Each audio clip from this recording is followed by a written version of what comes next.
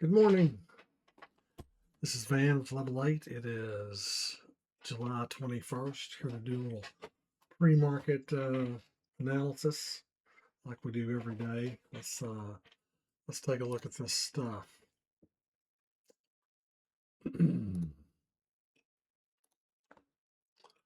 All right, so here's our key ranges chart. We look at this every morning. We're looking at both the futures indexes.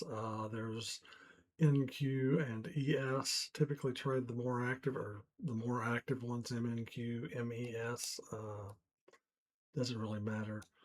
We're at the top of yesterday's auction. Overnight here, we've actually had a little bit of expansion, but fairly hemmed in. We've been at the bottom and at the top of this entire yesterday's range overnight.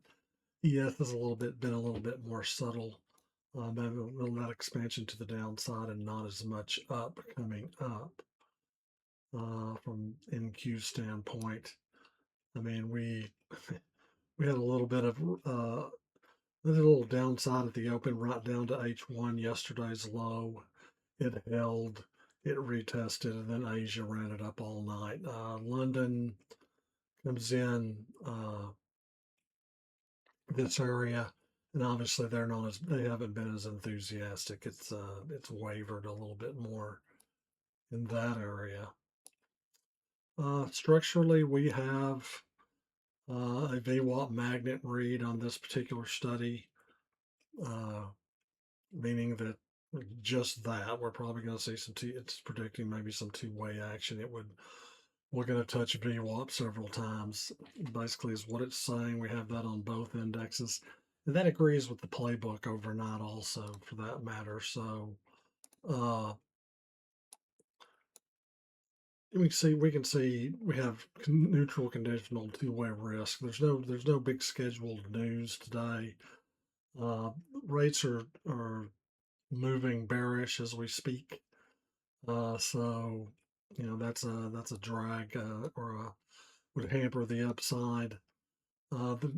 Tomorrow's catalysts are two ways. We look at these because of maybe power hour, stuff like that.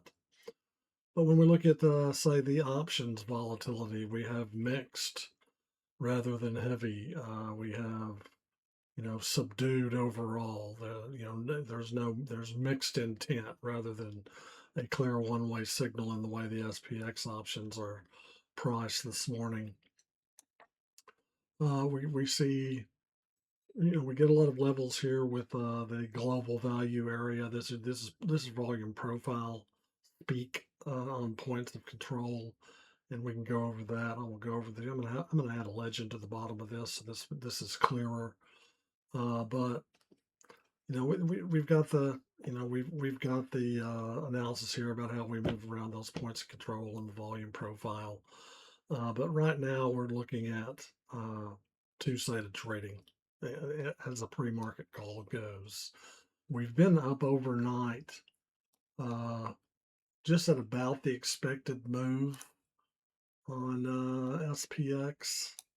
And we do watch SPX a lot. I talk about SPX a lot. SPX is the mother index, okay? We go to the trade grid. We had an overnight move of, we're into the 35-point move. We had an expected move on SPX 33. So we're right at the expected move. So we may get a little rebalance to the downside right at the open, maybe some profit taking.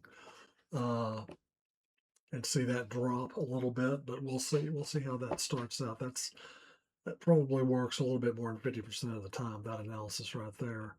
There's those rates down to the down a little bit. VIX is mild, neutralish. We have silver and gold both moving up. Crude oil is the one that's gonna, is another one that, that's just driving the market. And right now we've had this big upturn overnight, and I'm going to guess that when we get going here, we're going to see what SOX looks like. That's the semiconductors, and they've been pulling the market's chain now for at least a couple of weeks. So we'll see if that's not what's happening again. The execution chart, we have extreme extension from VWAP here at this ATR. Now this is going to move up, and we'll start to be able to. This will become more useful as we move in the day, and we're moving towards a target zone right there on that. If we were trading that, we'd be interested in that. Uh, our longer term time frames here. I guess the most notable thing might be that we're moving up towards the bottom of this same range we were in for 3 weeks or so. Uh, you can see that there's a high from yesterday's high on that 4 hour chart. That's where we're at. We saw that in the on the other charts. We uh, here's today's the 10-minute chart. There's L1. There's H1. So we're at the bottom. There's that high of the day. These things are pretty fairly laid out. That is 200 there. We have a high from Friday at 230.